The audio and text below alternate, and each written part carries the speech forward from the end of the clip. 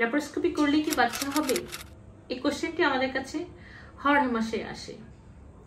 Laparoscopy করলেই বাচ্চা হবে, আসলে বিষয়টা এমন না। তবে ল্যাপারোস্কোপি করলে প্রেগনেন্সির হার বা গর্ভধারণের সম্ভাবনা অনেকাংশে বেড়ে যায়।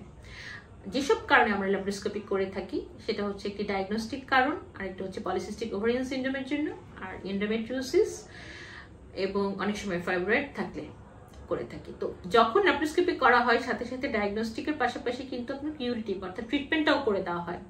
যেমন পিসিওএস থাকলে ড্রিলিং করে দেওয়া হচ্ছে, তাতে ওভুলেশনের হারটা বেড়ে যাচ্ছে। এন্ডোমেট্রিওসিস থাকলে সেটাকে অ্যাবলেশন করা হচ্ছে, তখন দেখা যায় ওভুলেশন ইমপ্ল্যান্টেশনের হার বাড়ে। ফাইব্রয়েড থাকলে সেটাকে রিমুভ করা হয়, যার ফলশ্রুতিতে কনসিভ করে।